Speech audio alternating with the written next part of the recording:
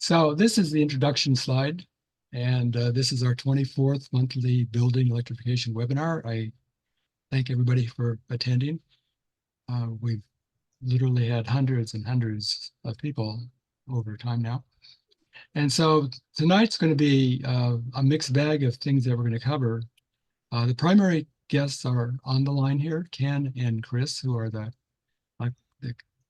homeowner that we're going to feature, and Chris is the winning bidder for the heat pump that he installed. And we were just chatting about what happened last night in the coldest day of the year so far. Okay, so I'm going to start with a quick overview of why electrification makes financial sense, and why Ken needed to convert from his old furnace and air conditioner, and how he went about selecting HVAC vendors. And I'm going to do an analysis of those bids that Ken received, and neither of them have seen this data, so it might be of a great interest to them. And then I'm going to turn it over to Ken and Chris, and both said they'd be responsive to our questions, so I'll make sure we ask the questions to lead them on. At the end of that, we'll have questions and answers, and Pat will be the host for that. And then if time is available, we'll have a review of IRA incentives that will drive people to want to electrify their house. And so that's the agenda for today. We have recording on now. Pat is busy admitting people, and I'm going to go on and just start our discussion. Let me just say that if you have a question that you think of while Ken or Chris or Steve are talking, just put it in the chat, and we'll handle them probably at the end.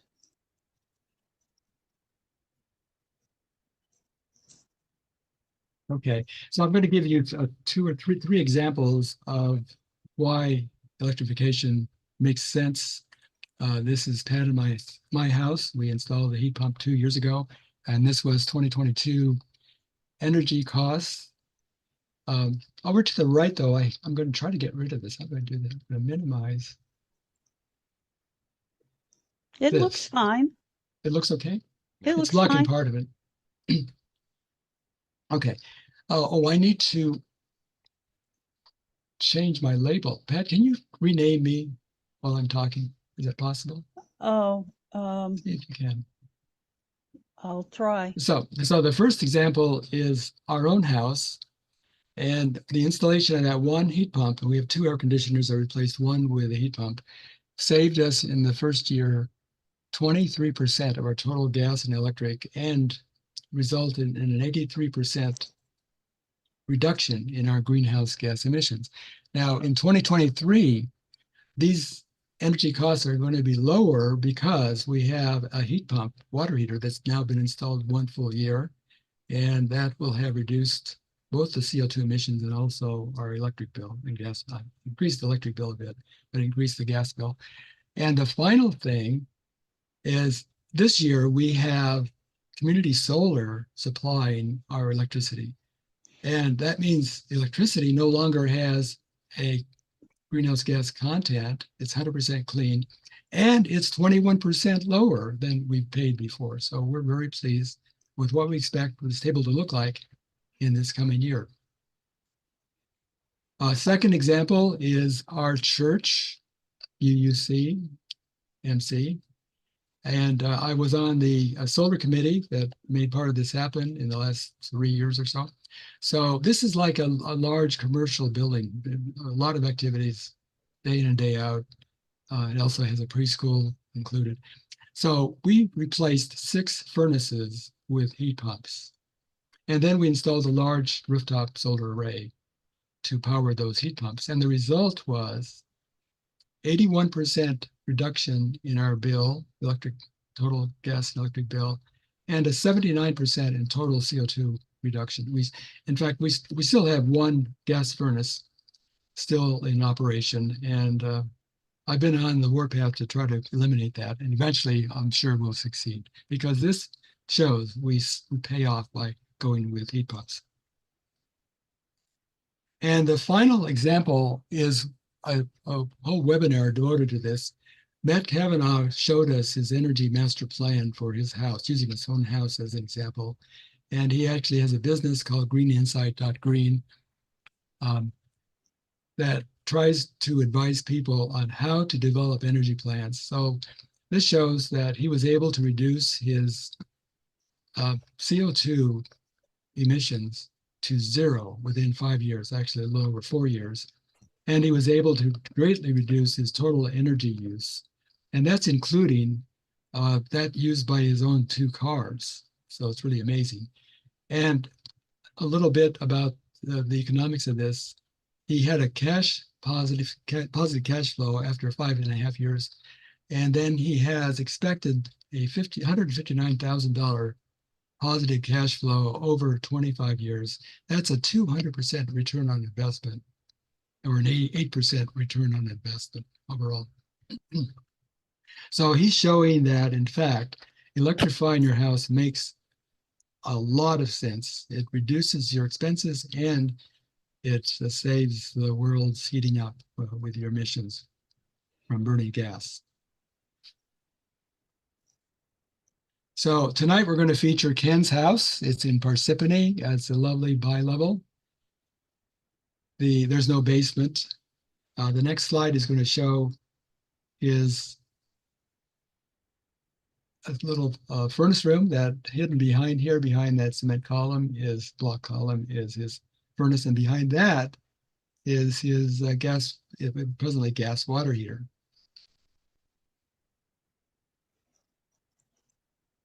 So I'm going to breeze through this pretty quickly because the material has been covered, mentioned this covered in depth in previous webinars. But Ken received from his first vendor a whole series of bids. The first was for simple air conditioners plus a variable speed or if it's 1 or 2 speed furnace. The series of bids from $13,000 up to $21,000. And when Ken balked at that, I hope, Ken, I'm not stealing your thunder. I'm sort of paraphrasing what you told me. You analyzed this more than I did. Okay, so go ahead. Okay. And so when you balked at, see, where's the heat pump in this? The vendor then said, okay, I can throw in a Bosch heat pump with an inverter. It works in weather conditions down, what does it say, down below 35 degrees. I'm sorry, that's sort of hidden. Let me see, move that. No, it's easy to see. We see it. We see it, Yeah. okay. See it. All right, and then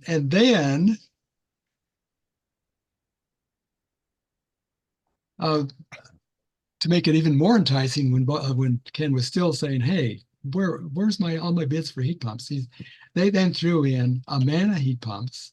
I think their whole product line is Amana based, by the way. That vary between $2,200 and $1,700. It was a 3.5 ton Amana heat pump. Again, it's with a fossil fuel backup furnace plus a heat strip for use under 35-degree temperatures. Now, what does this all mean? How does somebody like Ken figure out what does that all mean? And I want to take you through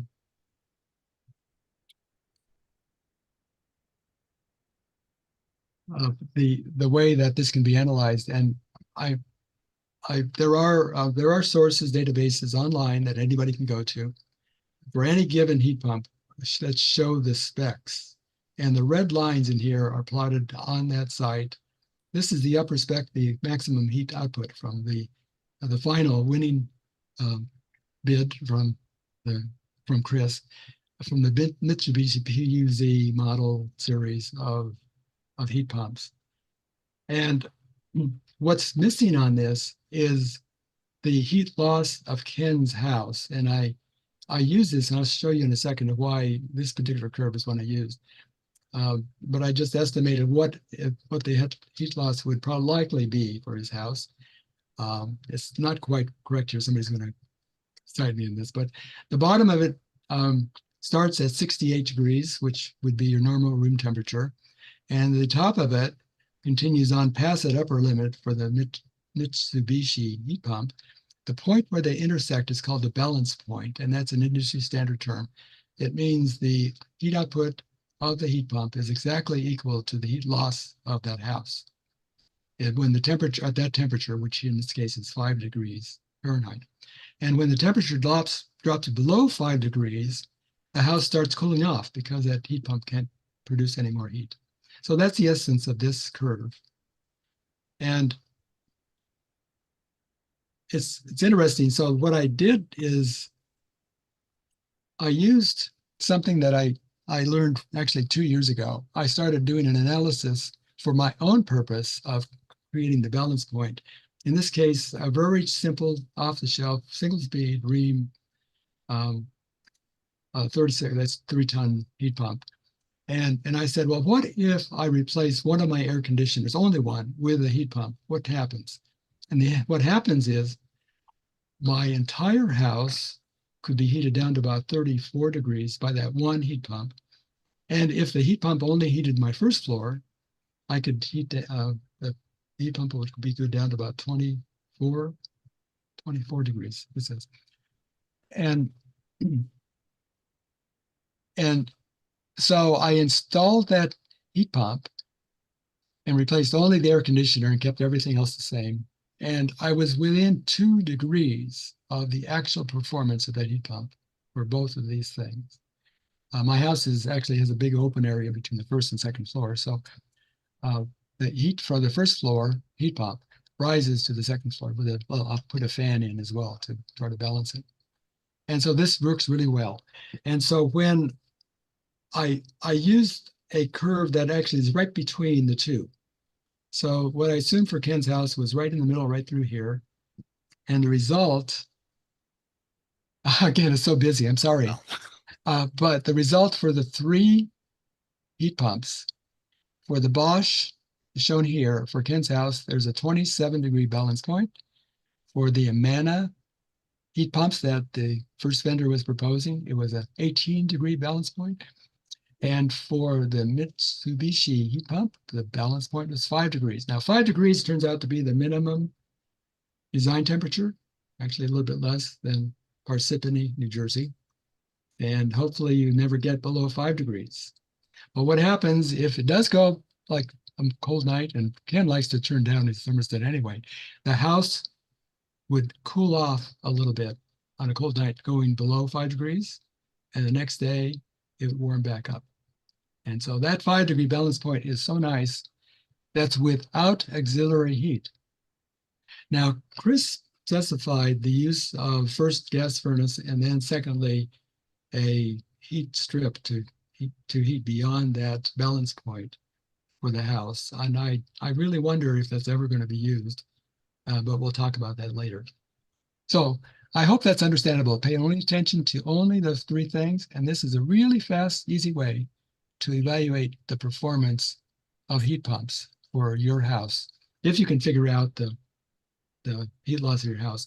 There's one simple way that I use for my house to calculate my heat loss. I use the amount of gas used on cold winter nights, actually for a long period, maybe a week-long period.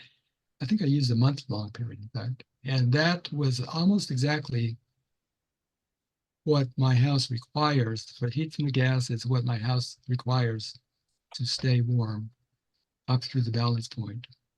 And so that's where this curve comes in. You can calculate it as well with software. It's called the Manual J calculation, and all the vendors know how to do that. Whether they do it themselves, I don't know. I hope they do. Okay, and a real easy way to get specs on anything is to go to this site, neep.org, and look up the specs, and you'll see oops, I'm going too fast.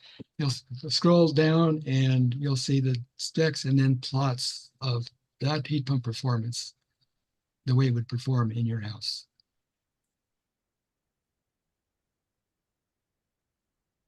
Let's see, I'm trying to advance this.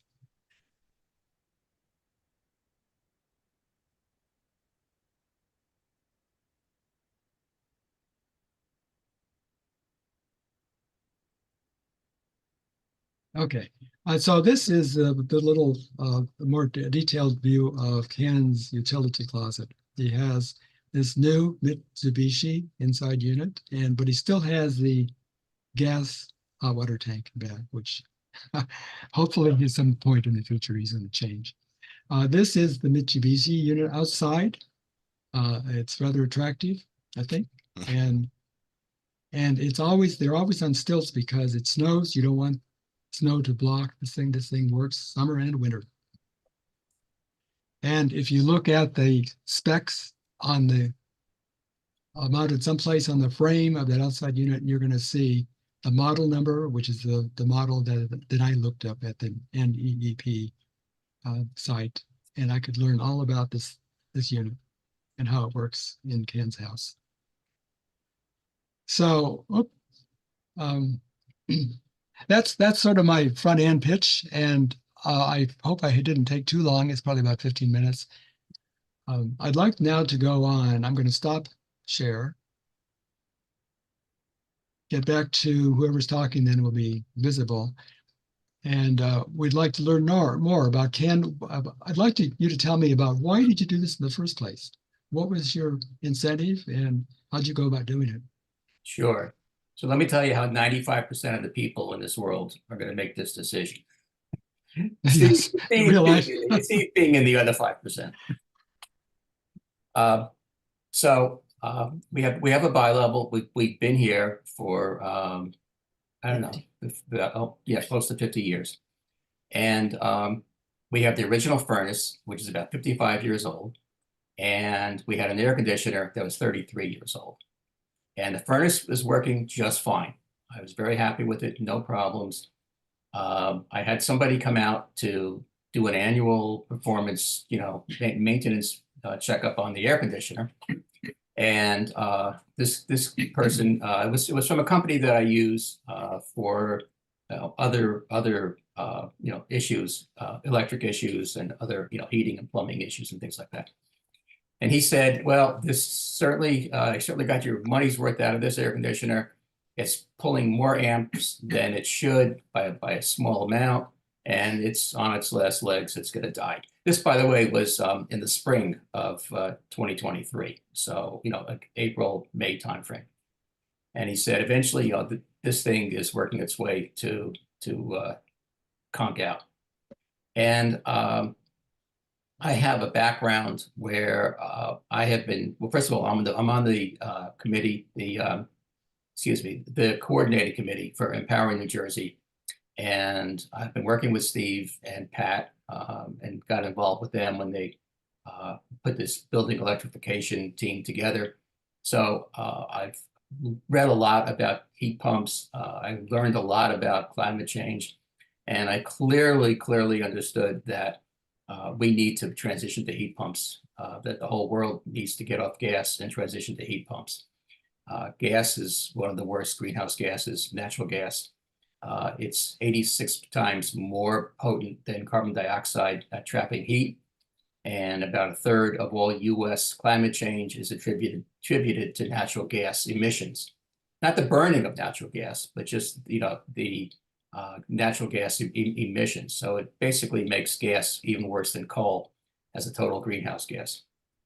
And so I knew that when my air conditioner was ready to go, that I wanted to replace it with a heat pump and naturally the furnace. So when I heard that it was at the end of its lifetime, the last thing I wanted was to let it have it die in the middle of the summer, because that's when it's going to die, when it's pumping away and it's 90 degrees outside. That's for sure when it's going to conk out. So I started planning ahead of time. Probably should have started even earlier, but in the spring. And I asked the person who came out to do the maintenance if he had any experience with heat pumps, and he said, "Sure, we'll give you a bid." And those were the bids that Steve shared with you. And at the same time, I was asking Steve for his reference and as to who he would trust with the heat pump installation. And but I figured I'll have two bids and I'll be able to compare. Well, the first one, as you saw, was so confusing. They bid traditional air conditioners and furnaces, and then they threw in a heat pump on top of it. And when I challenged them, like, why do I need the air conditioner and the furnace if I'm buying a heat pump? Then they said, oh, we'll come back with another bid, and I'll go do some more research and I'll come back to you with something else. At which point my confidence in that individual and their company was just about zero. And in the meantime, Steve put me in connection with Chris, and I realized that Chris and ICS had tremendous experience with heat pumps. So I felt I didn't need to go look at any other bids, and because I really wasn't going to nitpick this, nickel and dime it. And I went to Chris and was very pleased with the advice he gave me. And we went through a process as well, which took us a month or so, where at first we talked about a hybrid system and having a heat pump but a furnace as a backup that would kick in when it got cold, really cold. And I thought, well, maybe this would be a good solution, and I'd always have the furnace as a backup. And I thought about the fact that we're probably going to sell this house, well, within 10 years for sure. I don't know exactly when. And it would be good to be able to say to the buyer that there's always a gas furnace here as a backup if you don't believe in heat pumps. And then as we got into nailing down the specs further, one of the details was that the furnace would kick in when it got below 30 degrees outside. And I just felt that seemed like an awful lot of gas that we do spend a lot of time, even without these Arctic blasts, which evidently is now the new norm due to climate change. So we'll be colder in winter than we ever were before. But the idea of having it kick in when it's 30 degrees and below just seemed like burning a lot of gas, and there must have been a better way, because I heard about cold weather heat pumps that would work down to 0 degrees and below. So we went around and discussed it further, and that's when Chris talked to me about the Mitsubishi Hyper heat pump. And as Steve mentioned, we also installed an electronic heating system, electric resistance system, I guess. Chris can explain it better. That would kick in when it was really cold and would ensure that the house would always be comfortable. And I need to explain how that, I'll go through the algorithm on how the electric unit works, because it has nothing to do with the outside temperature, Steve. And it has an algorithm all unto itself, which is still very mysterious. But all I can say, I'll just say at this point, we've now had some really, really cold weather. The system has worked very well. We're very comfortable. And I am very, very happy that we made this transition. And Steve asked me, because I really hadn't bothered to look. So my goal in this was to get off gas. That was really, really important to me. But Steve pushed me to look at some of my bills and compare from December of last year. Oh, and let me back up. So we ended up installing this at the end of October. And my air conditioner worked fine all summer, thank goodness. And I wanted to do it at the end of October when it was, not too hot, not too cold. That gave Chris plenty of time to order the unit and set up a convenient time for all of us. And the installation took 2 days, and it all went very smoothly. And it really all worked well. So it was about 6 months or more between the time that I decided to do this and the time that we actually executed. And we didn't wait till my air conditioner broke on a hot day and then try to figure out how to buy a heat pump, because I think that's almost impossible. But I'll let Chris cover that.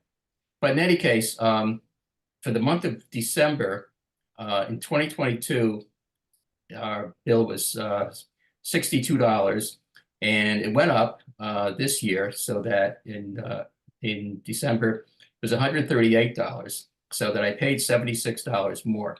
But my gas bill went from $161 in December of 2022 to $27 in 2023. So I ended up with, a total savings, I think, of about $58 for that 1 month. Um, and I'm assuming that the savings will increase for me in the summer because the old air conditioner was very inefficient. The new one is super efficient. And I expect that we'll be saving hundreds of dollars or maybe $100 a month in the summer when we're using the air conditioner. So that was kind of the process that we went through, and it was, challenge. This week was going to be the acid test to see how well it worked, and thankfully everything is working very well. It does take a little bit of time for it to increase the temperature like 3 or 4 degrees, especially when it's 17 degrees outside. But you have to just understand how it works and maybe plan ahead a little bit and put your thermostat. If like we like to sleep in, have it be fairly cool at night. So the normal circumstances, meaning not this Arctic blast that we're under, I would set my thermostat to like 58 degrees. And then with the gas burner, it would heat up, pretty quickly, and it wouldn't be a problem in the morning. With the heat pump, you really can't do that. It's going to take a much longer time to get from like 58 to 67. It's going to take a while. So if that's important to you, you have to think about it ahead of time. And so I would set my thermostat now down to about 62 or 63, and it only then has to climb, 4 degrees in the morning in order to get it to what's a comfortable temperature for us in this house. So let me also just quickly explain how the how the heating unit works. The heater unit has its own algorithm, and as I understand it, Chris, keep me honest here. What it does is it looks at any time there's a gap of about 4 degrees, I think it was 3.9 degrees, between the set point and the actual temperature. And if the unit does not increase close that gap by 1.9 degrees within a variable amount of time, in my case, we set it to 14 minutes, then the auxiliary heater will come on. So it could be any temperature outside. If the unit is struggling and is not able to make good progress in reaching the set point, then the auxiliary heater comes on.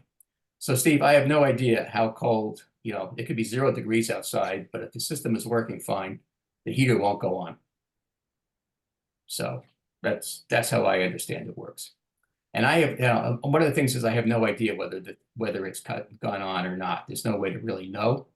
But if the house is comfortable, that's fine. So with that, if there are any questions. Sorry, I don't want to interrupt, but I'm Ken's wife and I am freezing. So whatever you guys are discussing, and ladies, just know, brr. What? I need I need a good guy. So let me know if you know anybody who is up on these things. Thanks.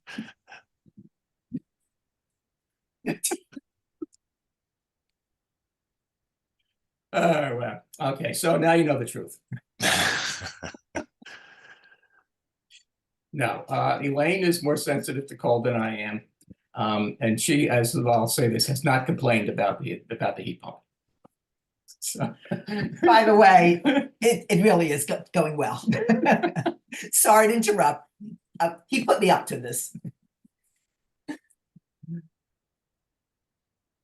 All right. So at this point, are there any? What do you want to do? You want to do questions? Oh, I have to just say, because Steve pointed me towards Chris, I really decided I really didn't feel the need to go through anything near the level of analysis that Steve went through. I have faith in Steve, and then I had faith in Chris, and just let it go. Don't have to knock yourself out doing infinite amounts of calculus to figure out whether it's a good deal or not.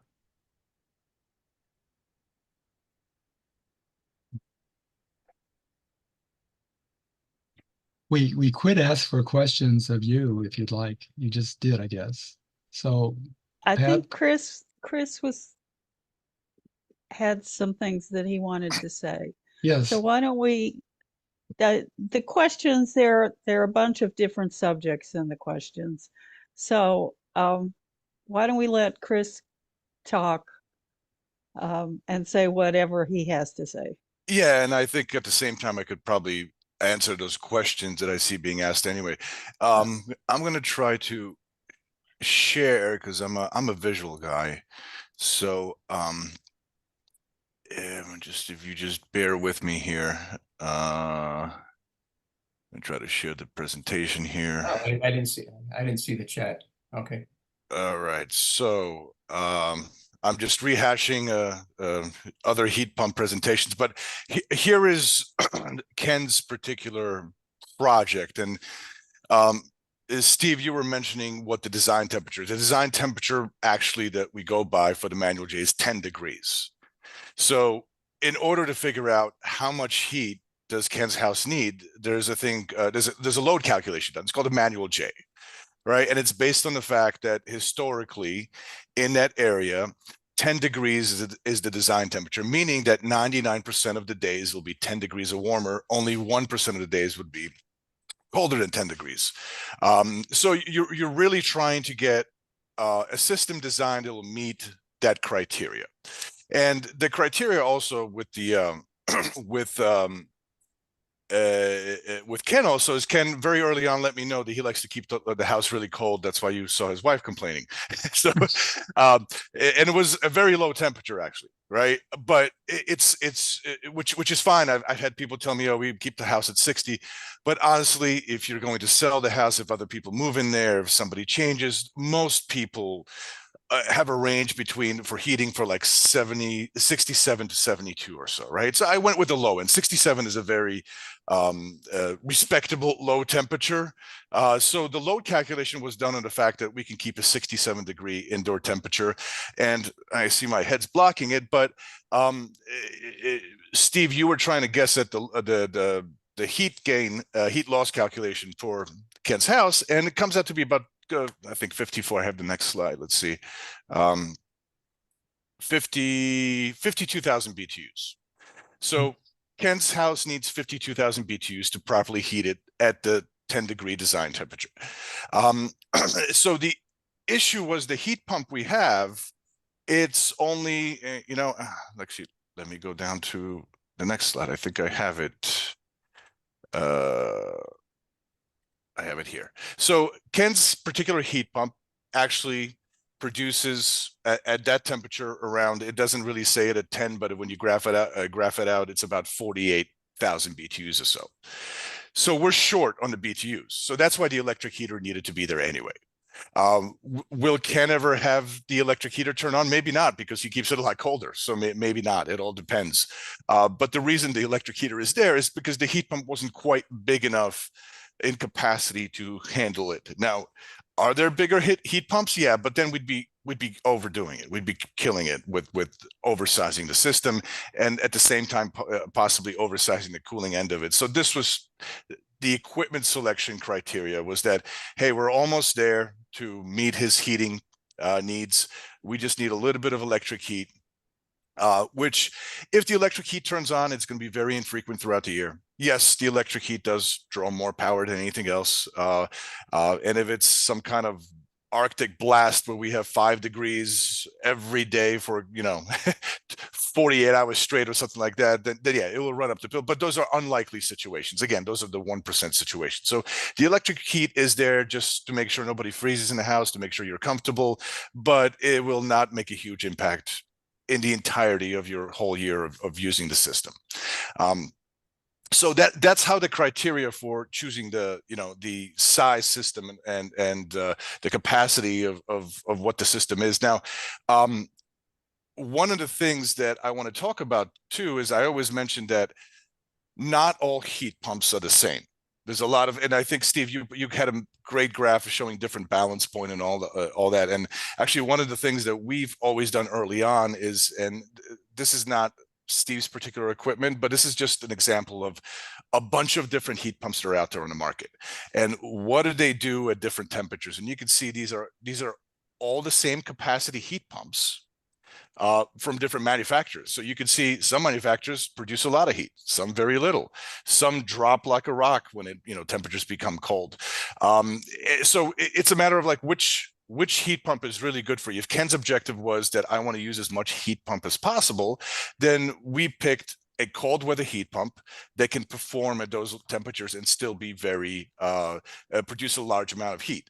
Because some of them will just not produce that heat, and then the electric heater will kick in. I'll use the electric heater a lot more often.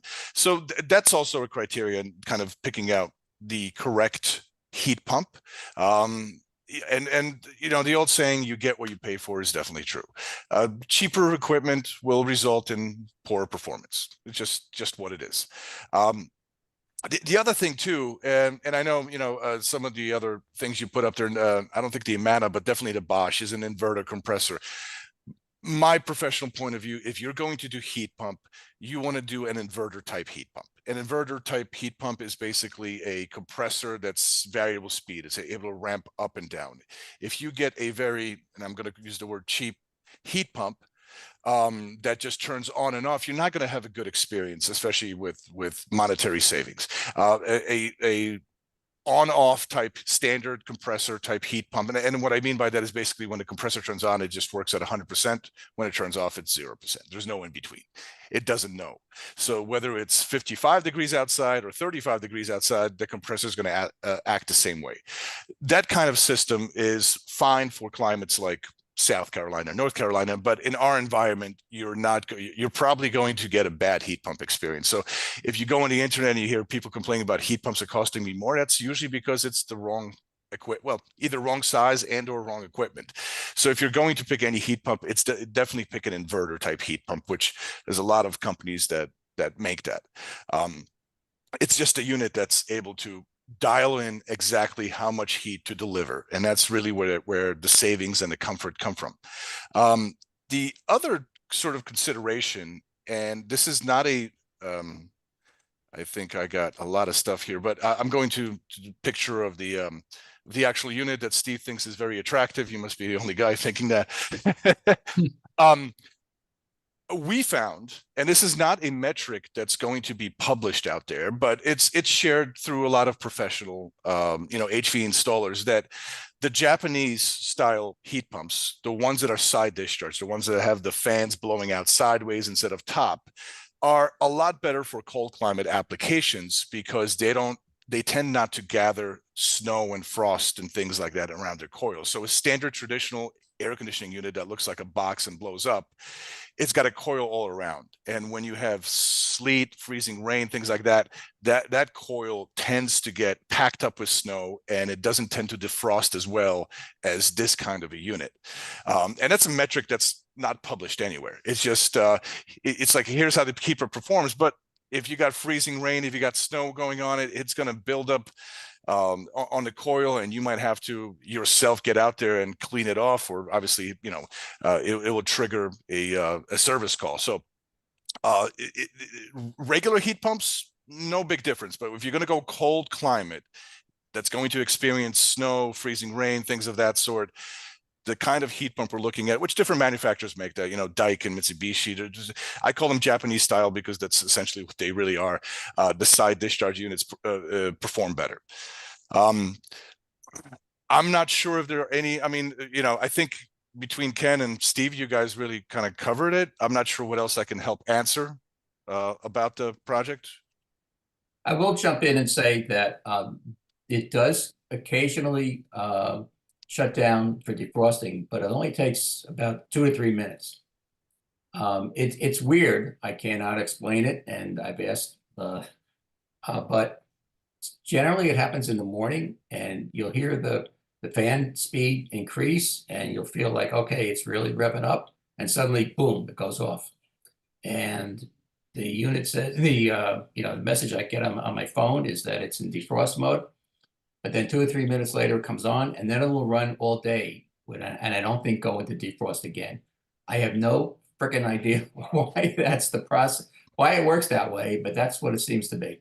Yeah, it's an algorithm. It's based on many different conditions and sensors. So that's when you have a nicer, fancier unit, it will make those defrost determinations based on the conditions, which means that defrost will happen as it needs to happen, versus some cheaper units that are based on a time.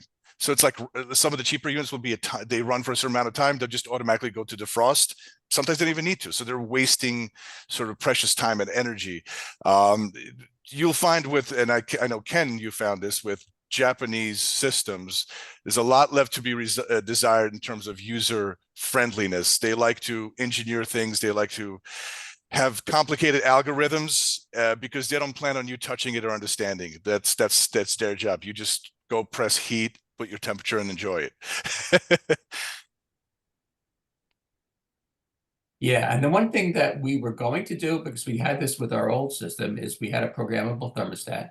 And I intended very much to do the same with this. And I, can have the capability now to do it and to preset, to set the times when, the temperature would start coming up in the morning and shut down at night. And frankly, now that I've got the ability to do it on my phone, I'm feeling like I'm better off and in more control, and I can use it the way I want just by manually setting it on using my phone. So I don't know that I would ever use the automatic system. It just doesn't seem like it's worth the effort now. Yeah, one of the learning curves that we teach every customer is that you talked about it at the beginning too. These systems are built to be like snails. They're not sprinters. The efficiency comes from them working slowly, and it's actually, you're better off leaving them on, letting them do their thing. If you're turning them off and setting them back a lot, and then you expect them to make 10 degrees in a couple of hours, well, that's just not what they do. And that gets one of those things that you have to get used to as a user of the system, because a lot of people, they have the mentality of like, hey, I'm turning off my furnace, I'm not using gas, I'm not using whatever it is, and I'm saving and I'm coming back in and not turning it back on. It's a little bit of a different mentality. When you're doing that to the heat pump, you're actually not saving as much as you would if you just let it be. Yeah, I do the changes for comfort. Right, slight changes of course are expected. Yeah, and the system does whatever it does. Just our comfort is top priority. There was a question here, and I guess it was addressed to me, whether this was using our AC existing ductwork, and the answer is yes. Without that ductwork, this would have been a totally different project. We would never have done it this way. And I think somebody asked what the temperature is in our home. Right now, it's about 67. We also have a wood-burning stove. And we use that more just at cold nights in the winter, just because we like it. We like the way it feels, and it heats up most of the house for a few hours. And so right now our stove is going, and it probably, will get up to like 70, 71 degrees with the stove. And then the heat pump's off during that period, but it's not because we want to turn the heat pump off. It's just because we like using the wood burning stove. So, and I view it as another resilience aspect to what we've done with our house. Okay, why don't we start the Q&A now? I'll go back to the beginning. Brian, you may have rethought your question since you put it in, but you've seen what it takes to determine the size that you need, and you need a whole lot more input data than you have there. I don't know if Chris has any other comment. Yeah, I'm just looking at the, no, you can't answer that from a webinar. I mean, you need to do a load calculation. You need to put your eyes on the house. You really do, to answer that question. There's another question here, and I actually have the same question. It says, one question my wife has about heat pumps is whether or not the heat is drying. And I expected much less drying than with a gas furnace, where you're actually burning in open air and sending stuff up the chimney, but it still does dry out the air. not to the same extent, but it does dry out the air. And in these conditions, with this thing running almost 24/7, our air got pretty dry. Chris, can you explain why that happens? Because all you're doing is moving heat from one place to another. Yeah, you're Why does it technically, dry yeah, out the heat? you're technically not drying out the air. You're not removing humidity with it. You shouldn't feel it's sort of a feel. I mean, the low humidity is there because we have low humidity outside, and if you don't have a humidifier introducing more humidity, the infiltration in your house, you're going to lose that moisture, right? Unless somebody in the house is taking showers, cooking, and introducing more moisture. Some houses are sometimes dry, and that's why you need a humidifier. But the output temperature of the heat pump is way lower than a furnace. I mean, the furnace is 130 plus degrees, way more sometimes than that.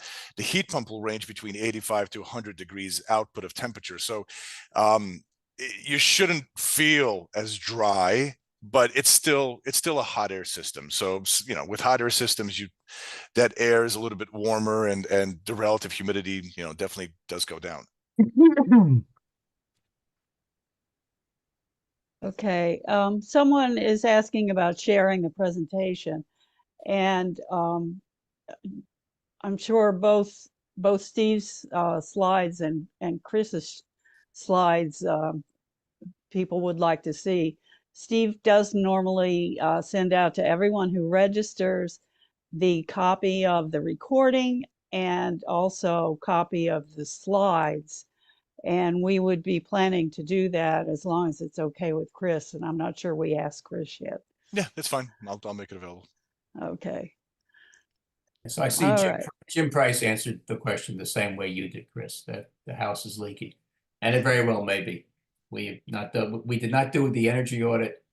I just knew I wanted this heat pump, and we went for it, for better or for worse. There's another question here about power backup. We happen to have a Generac that runs on gas that'll do the whole house. So yes, it backs up the heat pump. But even if you had a gas furnace, you still need electricity for the blower. And if you don't have a backup for that, it doesn't make any difference that the gas furnace is working properly. You're still not going to have any heat. So yeah, backup power system can be really important. Good point. This is off the topic, but maybe if anyone in the audience has an idea about this, someone is asking about an electric lawnmower.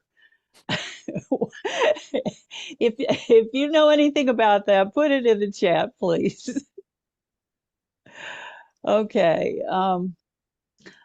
Here, Steve has some information about this, and I'm sure Chris does also.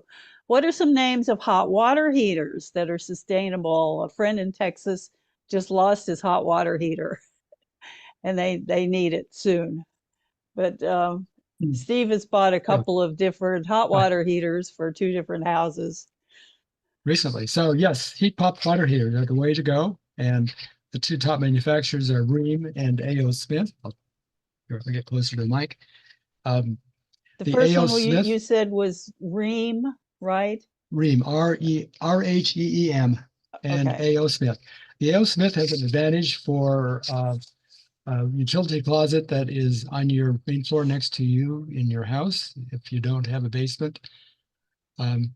Ken's utility room, though, I'm not sure where. It looks like it's buried way in back, so maybe it'll work. But A.O. Smith has a noise spec. It's like 45 dBA. It's like 10 or 20 dB lower.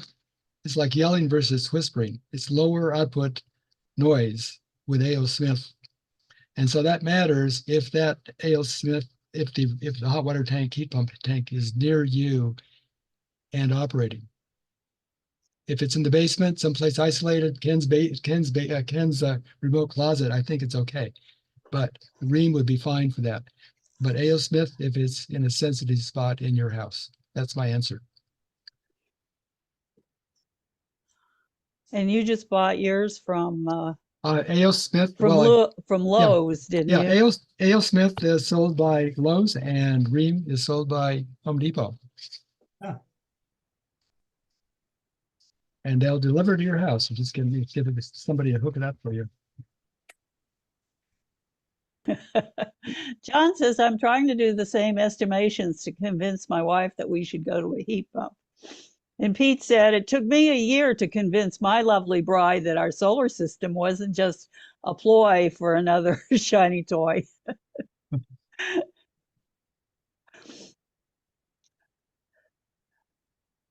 I was just gonna, well, I noticed that my friend Kirk Frost had his hand up at some point. Kirk, did you have a question?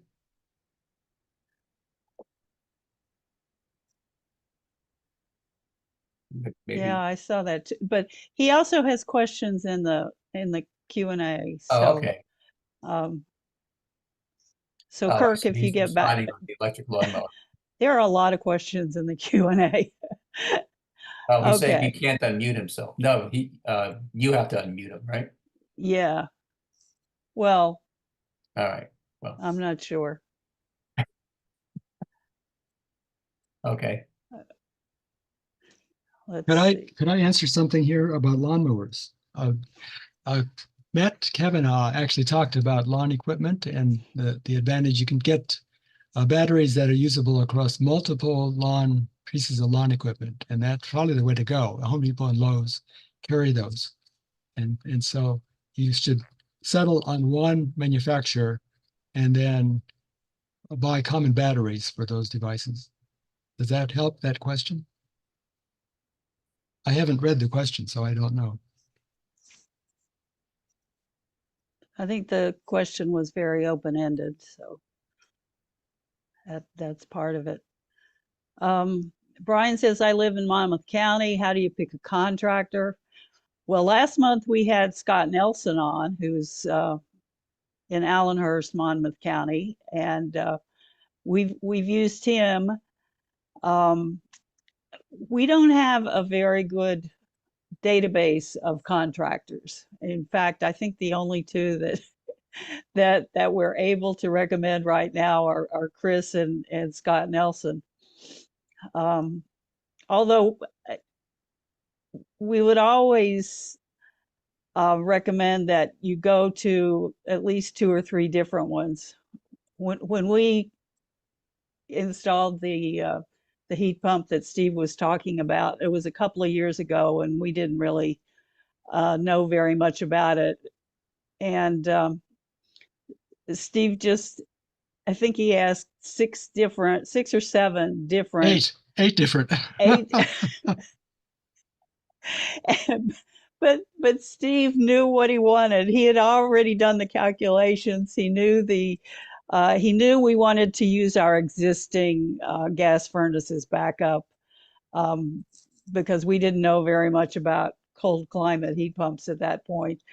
And the system was a ream, so Steve said, I need a ream. I need it to be X tons, whatever it was, and the only viable estimate he got was from this company in Old Bridge named Mancini, and they came up. They didn't even come to the house. They said, if this is what you want, we have it in stock. We can install it tomorrow, and it'll cost you $5,000. Actually, it was less than that. It came out to 4,000 something. So that was cheap. It was very inexpensive. So we said, okay. And we got it the next day, and it's worked fine ever since. That was 2 years ago. That reminds me, we should talk about the costs for my system. I'll let Chris maybe refine this, but I also ordered we had a HEPA whole house filter installed at the same time, and I think that was about $2,000. But the basic system, along with some monitoring and other services, was $20,000. Somebody asked that in the Q&A, so that question was going to come up. So thanks for that, Ken. And I see there was a question about electricity at my house. I mean, I'm not sure what that means. We have JCP&L. And by the way, there were no rebates on this available from, rebates now come from the gas and electric companies, not the BPU. And I looked it up and then asked Chris, and Chris reminded me what he told me when we first started. There were no rebates, but I do get the $2,000 credit from the IRA, tax credit. Chris, a question for you. Is that because this is not rated Energy Star?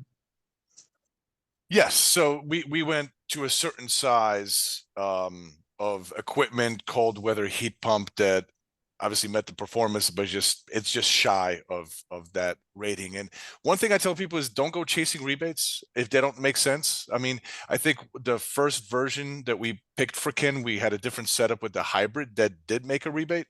But this version did not. Here's the thing in New Jersey with the rebate. So rebate is going to be a couple $100. Maybe if there's a certain heat pump in the JCP&L territory, I think it's $1,000. That's nice. It's nice, but and if it works for your project, that's great. But other than that, the only other thing it does, it gives you, if you have a system that is able to make a rebate, you're able to potentially qualify for 0% financing through either JCP&L or PSE&G. That's the only sort of other advantage. But there's a threshold on the rebates, right? Somebody has to make a benchmark, say this is the number. If you look at the specs of that equipment, it's just right under that number. So it's like, okay, it didn't make a rebate, but it's pretty much really efficient for what it does. Okay, thanks for that. Pete Marsh has just given a Facebook link for Nate the House Whisperer, Yep. and you can get a lot of information from that. So he recommends that. Oh my goodness. I just got a notice I have 20 new messages. Okay. And we talked about the ducts. Yeah, there's a question here. What was included in the $20,000? There was no hot water heater in that. It was the air conditioner and the furnace. The heat pump. Well, it was the complete installation, which is the electric backup, a supplemental heating that needed electric power. So it was had to upgrade the electric as well. That's one of the things that has to go into consideration a lot of times. If you're getting just a pure heat pump that you're swapping out for the AC, and you're restricting the heat pump size to be the same size of AC, generally speaking, you don't need to upgrade electric. But if you're trying to run the whole house off a heat pump and you're trying to go cold weather heat pump, pretty much all of them will require more power than your regular AC. So upgrading the power is part of it too. And as crazy as they were, the original bids, the bids that I got from that first company, were in the $17,000, $18,000 range anyway. So I figured this wasn't totally off. This wasn't wild. Yeah. Okay. And I'm not sure if you can answer this off the cuff, Chris, but Brian asked, our square footage on 2 levels is probably 2,500 square feet. How do I handle 2 zones? I don't know anything about the house, but if it's 2 separate floors, is that what I guess is being said? That's what he's saying. Yeah. Let's assume that he has 2 furnaces now. Well, I mean, there's a bunch of different ways to handle it, but having 2 separate zones is definitely a good thing because it's very hard to control 2 vertical levels with one system. That's like my number one client. We come into their house and it's like hot upstairs, cold downstairs, vice versa. Doing one system in a house like that is difficult. So 2 systems is fine. Listen, depending on the size of the equipment, you could potentially have one of those Mitsubishi heat pump units outside that's connected to 2 ducted units inside. So that's possible. But I mean, besides knowing more details, I don't really know how to answer that question. That's kind of what I figured. Okay. I think Kirk is asking a question that I actually have in my presentation that I actually put it on there. Would anyone know the annual kilowatt hour consumption for Kent's heat pump? And according to those numbers I put up, there's lots of factors, of course. I mean, how Ken uses it and all that, and weather, things like that. But the estimated consumption would be 20,000 kilowatts a year. And that's including heating and cooling the entire year for air conditioning and heat pump cycle. If I could just add something, this is Francie. Chris installed my system also, and what he told me about ahead of time, I saw once the time had passed. You're going to save a lot more money from the air conditioning part of the usage than you will of the. I mean, you'll save plenty of money on the heat, because I finally got my whole yearly statistics, and I have been saving a lot of money on energy to heat and cool my house with the mini split heat pumps. But you especially save money during the hot weather, because they are just so much more efficient in energy usage than traditional, air conditioning systems. So you got what I learned is that, you got to look at what season we're talking about, and then you can, of course, add it up over the course of the whole year. I mean, the other thing was, I'm sorry, I tuned in late, but I don't know if Chris also talked about the J manual calculations that, as far as, trying to figure out how much it's going to cost and how much you're going to get per square footage of the house. There's so many other factors involved. I live in an one floor apartment, but my ceilings are extremely high. I have very big windows. So those each are other factors that really influence the heating and cooling, as the case may be. And then also how many sides are exposed of my rooms are exposed to the out of doors. So for example, I'm on a corner apartment. So almost all of my walls are exterior walls for almost all my rooms. So there's so many different factors that go into figuring out how much you need to heat a room, how much you need to cool a room, the exposure, whether it faces south or north, as well as, how much cubic footage you're looking at. So it really is complicated. And, of all the people that I had come and take a look at my job, Chris was the only one who really looked at all the factors that are involved in doing a true, J manual calculation, which, is what you need to do to try to figure out, just how much heating capacity and how much cooling capacity. Yeah, he did describe that. And we haven't even talked about weatherizing your house, which is normally the first thing we recommend that you do. You need to air seal and insulate your house and make sure that you're not heating the whole outdoors. Good point. Okay. Does Chris work in Morris County? Yeah, I answered that directly to the person that okay. asked. So yeah, the answer is yes. How do you find a contractor that makes the heat pump a priority? Right now, you really have to be your own advocate. That one of the projects that we have in the future is to hopefully have a training education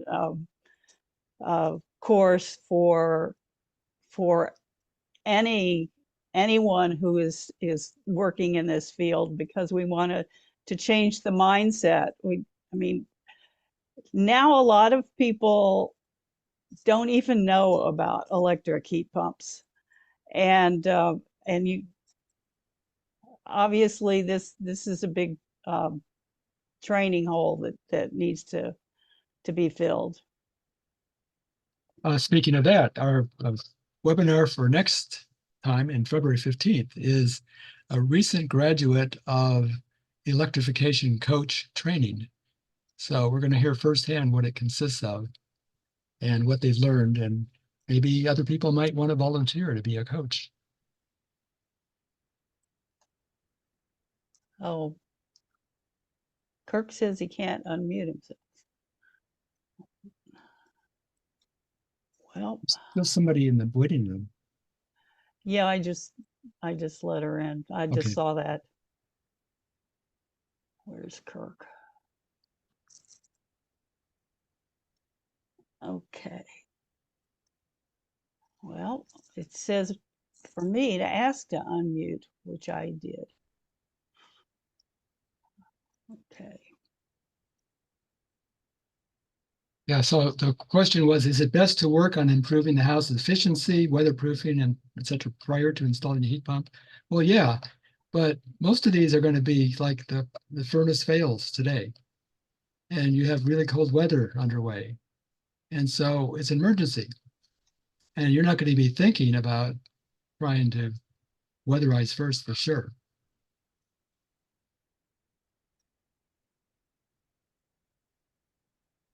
Okay. Oh, so Callie is giving us a couple of HVAC contractors. Pat Ryan of Ryan Builds in Union, Arctic Air in Old Bridge. Yeah, no direct experience, but recommended by someone and sent by someone else. Thank you. Okay. Sure. Yeah. We also we used Princeton Air for our daughter's house close to Princeton. Mhm. Yep, they're good. Princeton Air features Mitsubishi heat pumps. So it seems like everybody features one. They're trained in certain model or certain line. And so everybody, probably including Chris, has certain manufacturers he wants to focus on. Is that true, Chris? Yeah, that's true. And, you know, there's going to be contractors that are married to certain products. There's definitely those contractors that only have one or two products and they don't stray away from it. So no matter what, they're going to come in and recommend those products to you, right? So that's one of the things. Now, we've worked with almost every product. Like when we choose to do heat pumps, where it's going to be your especially primary source of heat, one of the things I mentioned is that inverter. That's like my criteria, that it has to be an inverter. But we also deal with Daikin as well. Mitsubishi just happens to be king of the hill, in our opinion, just from reliability standpoint of view. Everybody focuses on metrics of energy efficiency and things like that. Those are all nice to compare. At the end of the day, do you want to pay for stuff that breaks down in 6 years, right?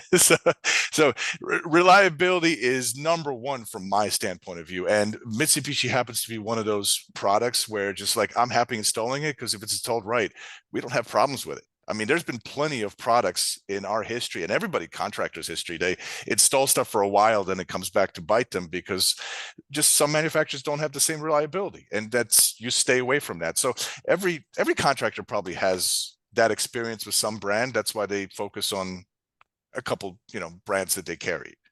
I have one big question.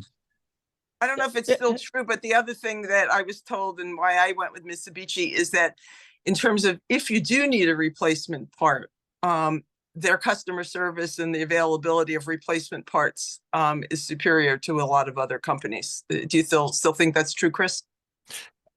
Yes and no, depends. It's been hit or miss. COVID's kind of screwed up everybody. So there was pockets of problems with that, but quite frankly, it's with everybody. Yeah, I mean, Mitsubishi gets you 12 years parts warranty, and they have a strong network around the country. So they're powerhouse. They're not one of these companies that uses third-party vendors to get their parts a lot. So a lot of manufacturers will just use other people's parts too. So that's kind of like out of their hands. It sometimes sucks because now they don't really have access to it, and they have to scramble and figure something else out. Mitsubishi is one of those products that really has everything in-house, and they have their stuff together. Chris, I have $1 million question, and it's really bugging me. And it's the continuing bids that include a gas furnace for backup. So many people are now bidding heat pumps, but then installing a gas backup, and it bugs me. Why is that? And how can we change it?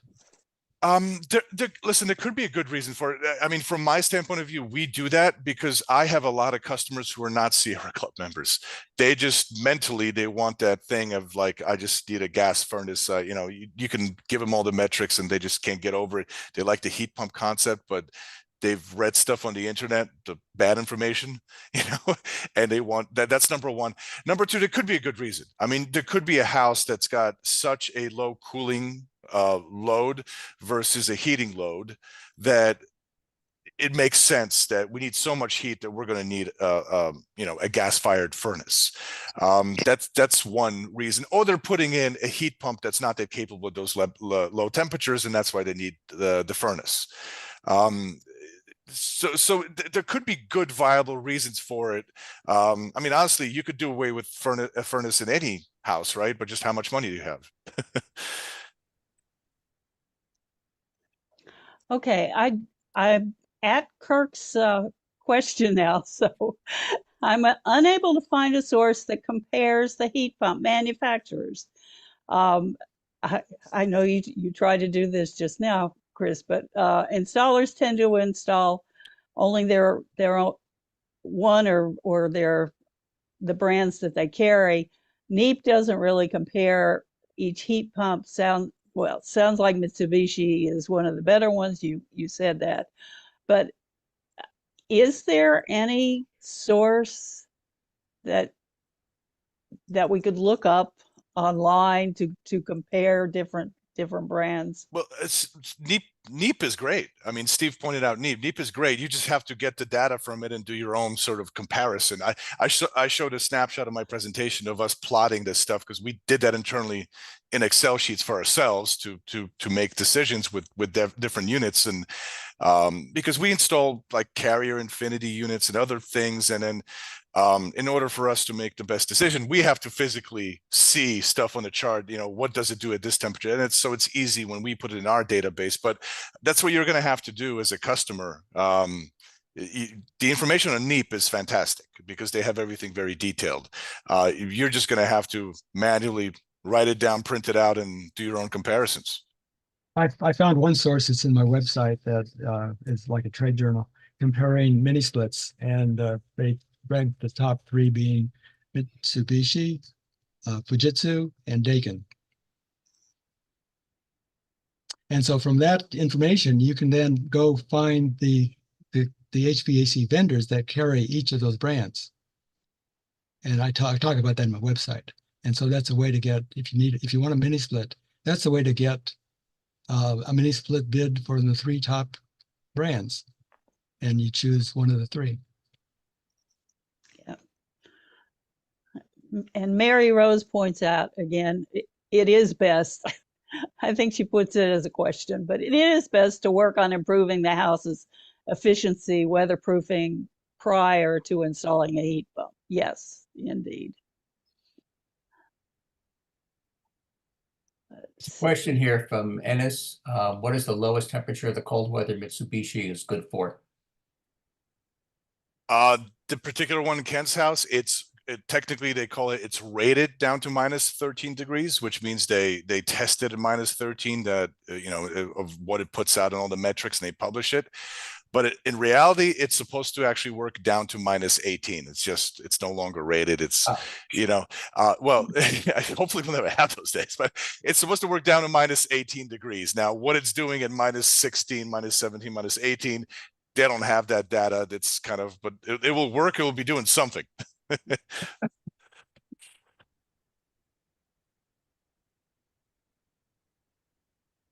Okay. Francie is talking. Francie, you're on mute. Oh yeah. I mean, right now my heat pumps are, you know, it's not as warm as, because it's so cold out, it's not as warm as it was last week. But, you know, we close off the rooms that we're not in so that because there's sort of like a limited amount of refrigerant. So I want to divert it and use it in the rooms that we are occupying.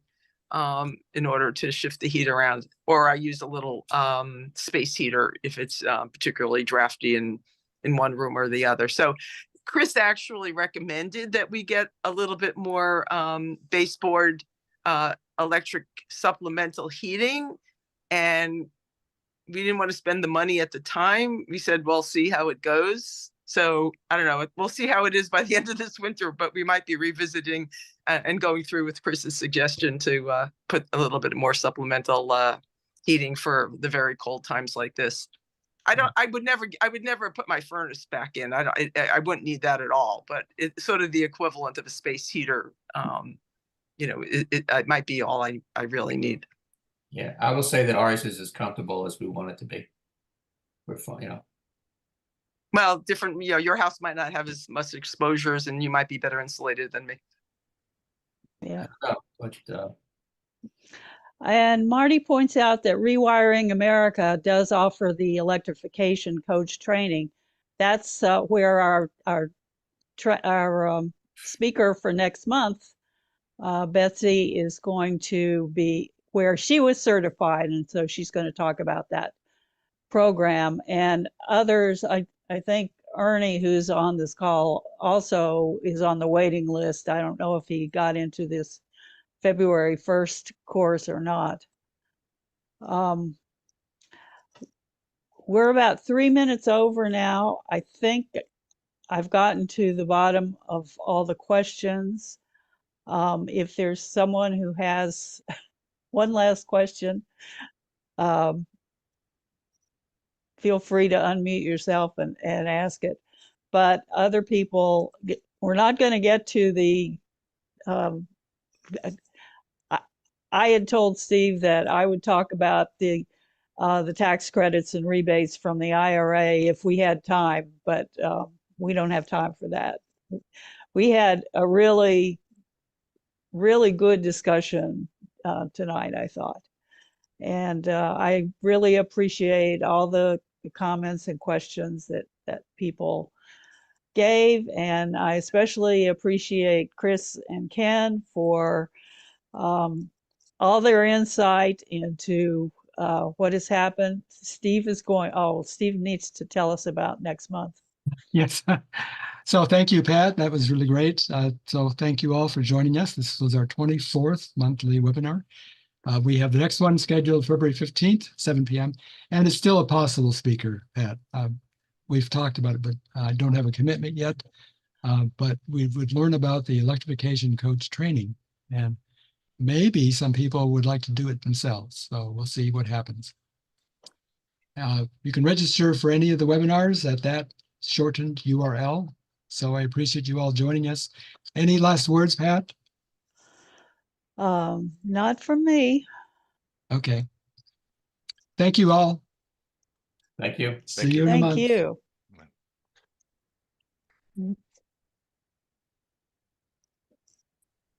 Thank you. Good night, all.